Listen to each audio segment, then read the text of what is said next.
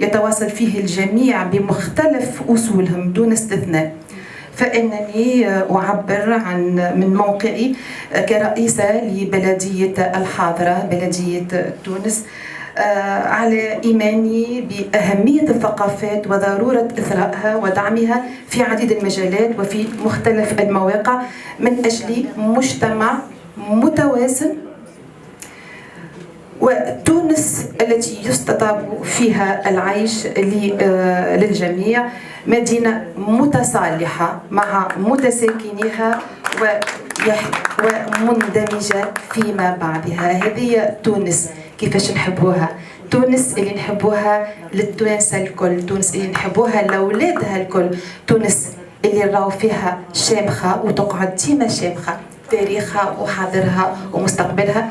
وأملنا كبير أنه الأجيال المقبلة أنه أولادنا كيف فما جزء من هويتنا وجزء من تاريخنا يبقى مرسوم في ذاكرتها. واليوم بالصورة هذه اللي قاعدة نرى فيها أكيد هي صورة تقعد متميزة وتحمل معاني كبيرة وتحمل اعتزازنا بتاريخنا وبأصولنا.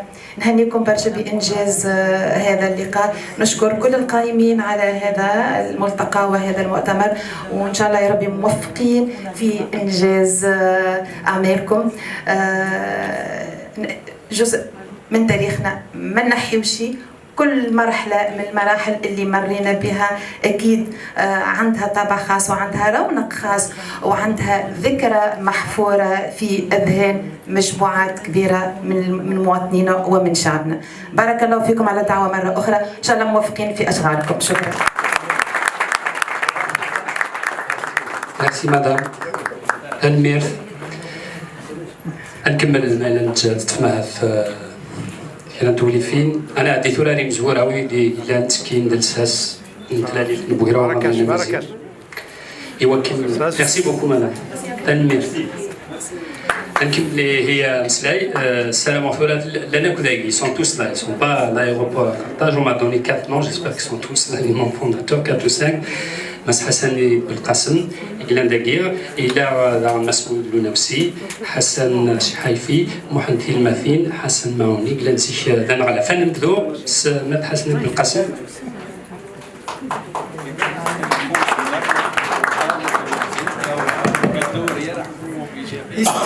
يتمع رجل الله.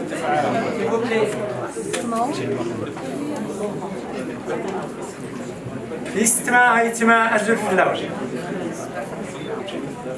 غمزوارو لغة سلامية تقولي يتيارن الرابور مزوارو الكونغري مونديال امازيغ سان روم دولار. ها رابور كديغا راتسلام يتقولي تلاقيس وسينت يمزورا الكونغري مونديال امازيغ متقا تورات انتليلي ارتينين اتفوك تنر توليد تيويد تودرت انتليلي الت ارتمال اسلير ارزير اركنير تمازيغ دومازيغ سينيمان اوراتون اوربطون تمازيغ دومازيغ سينيمان أوربطون أورتون تماجيد أورزنزان أورتفلم أما دال جينيجي مس نكرن إمازيغن أكس دوسن أيافرا تيدوكلا نجريمدان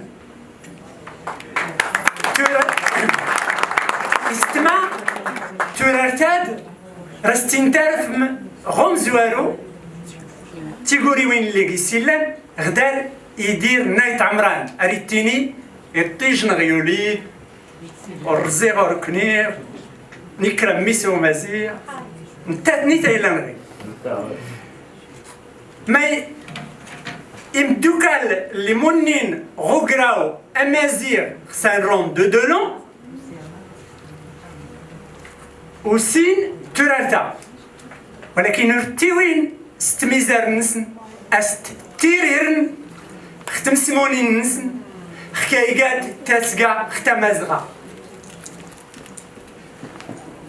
الامتيان منا والتمسمونين غير المغرب ديان منا والتمسمونين غير الجزائر اللي تيريرنين تمسمونت تودرت تورات نتليلي نغد يتيجنا الديولي أرزي وركنير الجزائر. Donc, je vais parler en français maintenant pour dire à mes amis, le bureau du Congrès mondial Amazigh, bravo pour ce que vous avez réalisé, mais aussi de vous dire ensemble que, en tant que l'un des fondateurs qui a assumé de travailler sur l'idée depuis 1993 à la Conférence mondiale des droits de l'homme, que je suis très content de voir la jeunesse aujourd'hui porte le symbole amazigh, le drapeau amazigh, mais ils n'ont pas réussi à unifier un poème amazigh des pionniers de l'amazighité en Afrique du Nord. Je voudrais vous demander demain de vous travailler ensemble sur ce texte, qu'il soit un texte uni dans toutes les variations linguistiques amazigh de l'Afrique du Nord, Siwa, et Tikzirin Tiknariyin, et en Europe, là où il y a les minorités amazigh, mais aussi dans toute l'Afrique du Nord, où il y a les peuples autochtones amazighs. Alors, j'aimerais vous dire quelque chose de très important. Au début, il y avait simplement, il y avait la résonance de ce printemps amazigh de la Kabylie.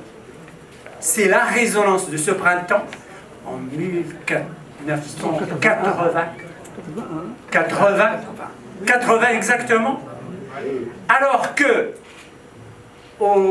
en Kabylie, ils ont organisé le séminaire de Yakoren. Et après, il y avait la répression à cause de des poèmes de notre Dad al-Mawlud. En même temps, on avait organisé au Maroc un séminaire à Agadir. Peut-être c'était après, ou peut-être c'était le même mois, mais je crois que c'était après parce que Dr Lona aussi était avec nous à Agadir. Donc, l'idée, c'est de militer pour les valeurs universelles. Je crois aussi que mon ami Dr Lona aussi va en parler. Et les objectifs, les grands objectifs qui ont été instaurés et écrits dans les statuts du Congrès mondial amazigh, c'est le droit à l'autodétermination, les droits de l'homme, l'égalité des hommes et des femmes sans aucune distinction, mais aussi le droit à la laïcité et la démocratie à la place du despotisme qui était ou qui est toujours très dominant en Afrique du Nord et du Moyen-Orient et dans tous les pays musulmans et dans tous les pays d'Afrique du Nord. Vous le savez, vous savez déjà tout ça. Mais le plus important aussi, il ne faut pas oublier que la résistance du peuple autochtone dans le monde entier a contribué à changer, à commencer à changer toutes les choses, toutes les situations que nous avions lors de la création du Congrès mondial à Mazir et ont déjà été changés. Si pas complètement, mais il y a un changement. Il y a des acquis très importants pour les Amazirs. Et ce qui est très important maintenant, c'est aussi les autres qui considéraient que seule l'arabité est l'identité de l'Afrique du Nord. Aujourd'hui, ils parlent de la diversité. Ils parlent des droits des peuples autochtones ou parfois des droits des minorités. Mais c'est très important aussi de vous dire, on a milité en tant que membre du Congrès mondial Amazir et des associations Amazir en Afrique du Nord pour, avec les peuples autochtones du monde et les Indiens d'Amérique, et ici je voudrais dire que les Amazirs d'Europe sont des minorités en Europe, et ils sont des Amazirs, mais les Amazirs de l'Afrique du Nord sont des peuples autochtones de l'Afrique du Nord, et ils sont aujourd'hui, comme exactement les Indiens. Les Indiens, et on milite ensemble pour les mêmes valeurs. Pour les mêmes valeurs aujourd'hui. Et notamment, il ne faut pas oublier que dans les acquis, il y a des acquis que nous avons réalisés au niveau national et au niveau international. Et oui, une minute. Merci. Aux Nations Unies, ils ont adopté une déclaration sur les droits du peuple autochtone dans le monde. Et je dois vous dire que la Tunisie a voté oui pour cette déclaration lors de Ben Ali. Mais la nouvelle constitution ne reconnaît pas la diversité. Elle reconnaît l'islamité et l'arabité. C'était malheureusement, c'était vraiment la révolution de Jasmine était importante, mais la constitution des Tunisiens ne reconnaît pas la diversité culturelle jusqu'aujourd'hui. Et c'est très important. Il faut vraiment, je demande à tous les Tunisiens de ne pas négliger ça, parce que sinon il y aura une sorte de daïchité au sein des textes. Attention, une sorte de daïchité au sein des textes, c'est très dangereux. Ce qui s'est passé, comme vous l'avez entendu, Khashoggi a été tué là-bas, mais c'est qui a fait ça? Mais Ben Salman paye aussi des régimes dans tous les pays musulmans. Il faut faire attention. Donc, il faut combattre la daïchité qui n'est pas claire dans toutes les constitutions. La constitution marocaine a reconnu la mazirité, la constitution algérienne a reconnu la mazirité, mais pas encore la constitution tunisienne. Mais la démocratie, je crois que ça fonctionne mieux. Elle a bien commencé à la Tunisie, alors que dans d'autres pays, il n'y a pas de commencement de démocratie. Je dois vous dire ça, parce que c'est très important. Donc, dorénavant, à mon avis, il faut vraiment prendre ça en considération. Je vais vous dire un dernier mot, parce que ce matin, j'ai visité le musée de Bardo, et hier, je suis venu du Maroc. Il y avait deux événements vraiment bizarres. La première, c'est quoi? Moi, j'ai fait toute la procédure des polices, et je suis sorti de l'aéroport. Alors, hors de l'aéroport, il y avait deux personnes qui sont venues me dire qui êtes-vous et pourquoi vous êtes là, de votre invitation et tout ça. J'ai dit, je ne comprends pas. Je suis passé la procédure. Si vous voulez autre chose, venez me le dire par le billet de procureur ou quelqu'un d'autre. Et aujourd'hui, ce matin, je suis parti pour visiter Bardo. J'ai visité. Moi, j'ai déjà visité Bardo en 90. Et j'avais vraiment j'étais ébloui par la partie avant l'islam. Il y avait Tanit, la déesse Tanit. Je l'ai cherché aujourd'hui, je ne l'ai pas trouvé à Bardo. Non, je parle. Tanit, non. J'ai trouvé. Attends, Tanit, la déesse de Carthage. Vous connaissez Tanit? La déesse de l'amour et de la fécondité. Vous connaissez ça? J'avais même écrit un petit nouvelle en 90.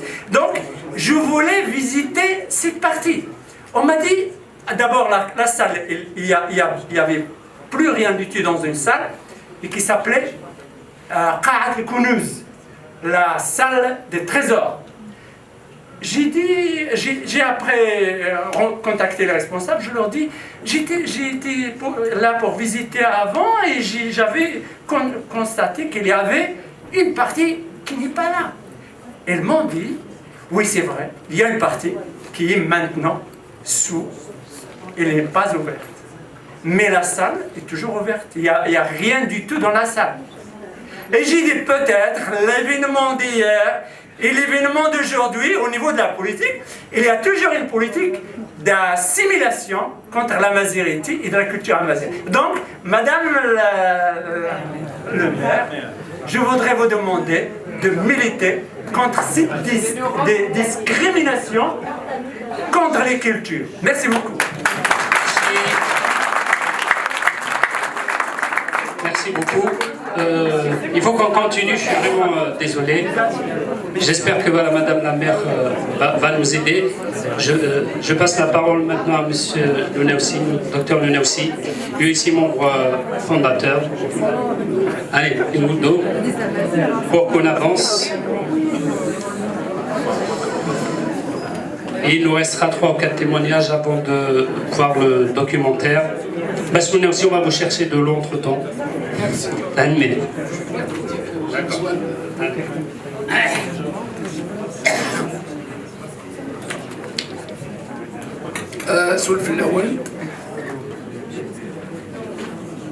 On ne m'avait pas expliqué que je devais prendre la parole aujourd'hui. J'ai été invité comme fondateur et je m'imaginais assis sur un siège à écouter les autres. Donc je n'ai absolument pas structuré ma pensée. Je vais donc essayer de parler plus par le cœur que par la raison. Écoutez, je voudrais partir sur le concept du mot Maghreb, que je remets totalement en question. Nous sommes le Maghreb du Mashraq. Ça veut dire que si l'on regarde dans l'autre sens, nous sommes le Mashraq de l'Europe. Et pourquoi prendre pour référent, pour nous situer géographiquement, le Mashraq? Je trouve ça d'une absurdité extrême. Alors que nous avons la possibilité, soit de dénommer notre région par un toponyme géographique et qu'on dira tout simplement que nous sommes des Nord-Africains et que ce pays s'appelle l'Afrique du Nord. Ou si l'on veut revenir à l'histoire, alors nous avons un existant historique qui s'appelle Temazra et on pourrait revenir à une définition non pas géographique mais historique et on parlerait à ce moment-là de Temazra. Et c'est la raison d'ailleurs fondamentale pour laquelle nous sommes ici.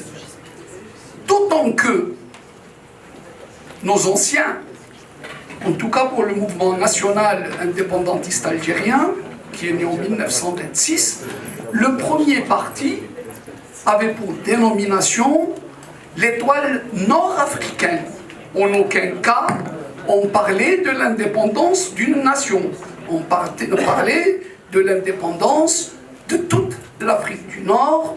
Et je travaille aujourd'hui, en tout cas, c'est mon objet d'étude, même si je le fais de manière très indépendante, je souhaiterais, et c'est mon rêve, arriver à la constitution d'une Afrique du Nord des régions, c'est-à-dire un ensemble nord-africain, mais qui respecterait les régions en tant que régions autonomes. Qu'il y ait des gouvernements et des parlements régionaux, mais qu'il y ait aussi un ensemble gouvernemental et parlementaire nord-africain.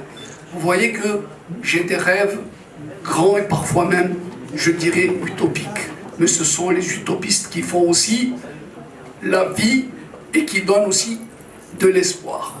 Quand j'ai commencé mon militantisme amazigh, je n'avais que 20 ans, j'ai 71 ans, et à cette époque-là, quand on parlait d'amazirité, on nous prenait un peu pour des fous ou des suicidaires. Je ne vais pas être très long parce que sinon on risque d'être là encore pendant longtemps. Je veux rappeler aussi simplement que le Congrès mondial amazigh est un chaînon d'une longue chaîne et que beaucoup ont payé, souvent de leur vie, leur combat pour l'amazirité. Je ne peux m'empêcher de rappeler sans les citer tous ceux qui ont subi la violence partout en Afrique du Nord, mais en 1949 déjà, ce qu'on a appelé la crise berbériste de 1949, parce qu'ils avaient, alors qu'ils étaient les principaux indépendantistes du mouvement national, ils ont payé de leur vie simplement parce qu'ils demandaient que le mouvement national prenne en compte l'identité amazigh de l'Afrique du Nord. Et puis, une parenthèse a été faite pendant la guerre de révolution au nom de l'unité, pire de l'unicité, contre la colonisation. Une unité qui n'a pas toujours été, puisque même durant la révolution armée, il y a eu des exactions, j'allais dire, fratricides. Pourquoi fratricides? C'est toujours la même chose, je vais reprendre un peu les propos de ce qui ont été dit tout à l'heure. Il y a un proverbe que je traduirai, on dit en kabyle,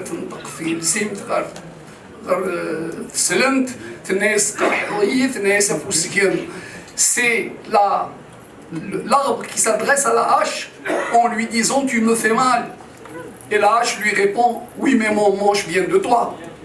Et ça, c'est on est totalement dans le concept d'aliénation. Et je rappellerai une belle phrase dite par un intellectuel algérien aujourd'hui décédé et qui n'était pas berbérophone, Mustafa El-Sharaf, et qui disait « l'aliéné devient le militant actif de sa propre aliénation ». C'est-à-dire qu'effectivement, mais les plus durs contre la mazirité, ce sont les Amazirs. Aujourd'hui, quand on prend nos pays au niveau des gouvernements qui sont fondamentalement anti-Amazirs, mais vous avez des tas d'Amazirs à l'intérieur même de ceux qui sont contre la mazirité. Ça, c'est le processus d'aliénation. Quand vous êtes bercé par une culture durant toute votre vie, quand l'école a fait de vous ce que vous êtes, eh bien, parfois, vous devenez totalement l'adversaire de votre propre famille. Alors évidemment, il s'est constitué des mouvements de résistance, de contestation, et il y a eu des acquis. Sauf que ces acquis sont toujours le fruit d'une lourde facture. Et très souvent, par la mort. C'est inadmissible qu'on puisse emprisonner, qu'on puisse déplacer, qu'on puisse assassiner des citoyens pour la simple raison qu'ils demandent d'être ce qu'ils sont et rien d'autre que ça. Et puis, bon Dieu, quand on décide d'étudier sa langue, mais toute langue fait partie du patrimoine universel. Et toute langue qui se perd, toute culture qui se perd, est une perte pour le patrimoine universel. 25 langues meurent chaque année dans le monde. Dixit Fernand Bertolilla, qui est un éminent linguiste français qui est décédé aujourd'hui. Alors, je ne comprends pas que ceux qui ne sont pas,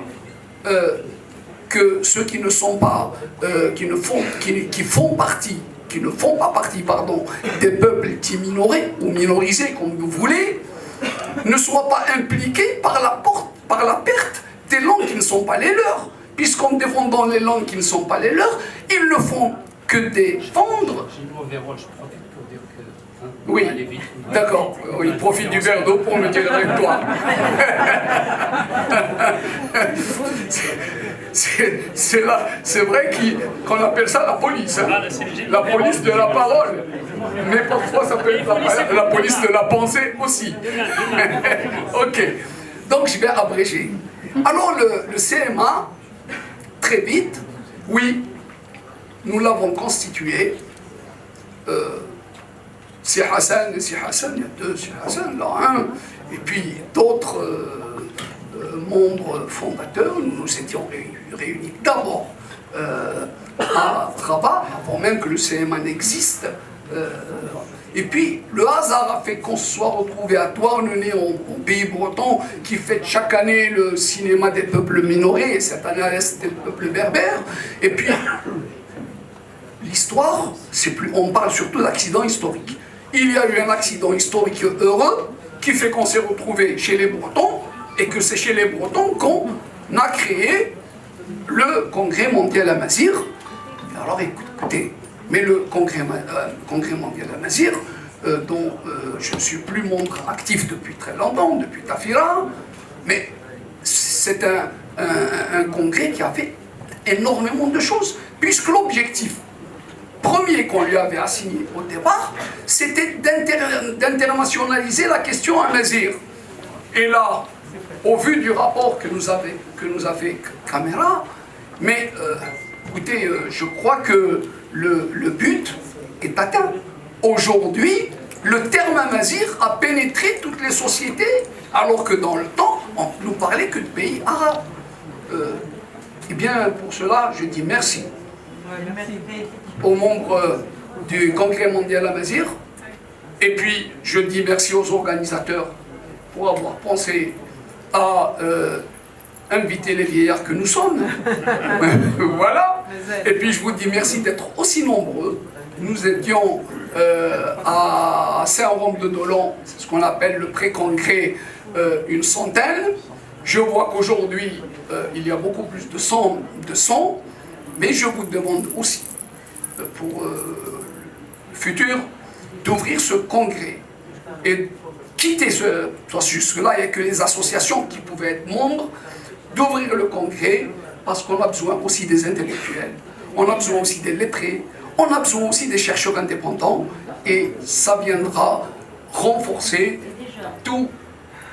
Les jeunes font partie de ces gens-là aussi, et les femmes aussi, et les femmes aussi. Voilà, et donc ça viendra donner plus de force à ce mouvement qui apporte beaucoup. Je vous remercie. Je ne resterai pas plus longtemps puisqu'on m'a donné l'ordre de m'arrêter de parler. Je suis bavard. Vous allez voir encore.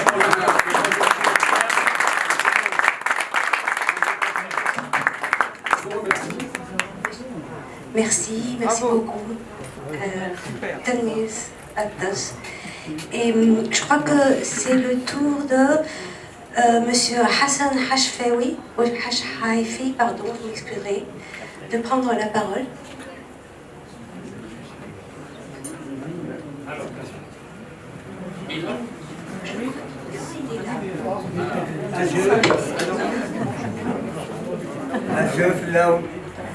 Merci pour le CMA de son invitation.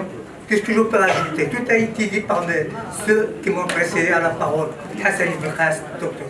Oh, pour le congrès, j'ai assisté à Tafira. On a lutté ensemble. Parce que nous, il a parlé, Hassan Ibn Khas, d'un événement qui a été passé à Agadir, c'est-à-dire en 1979, l'association de l'université qui a organisé et pendant 15 jours Et tout le monde était présent. Tout, tout. Et 15 jours sans arrêt. On a fait un travail énorme.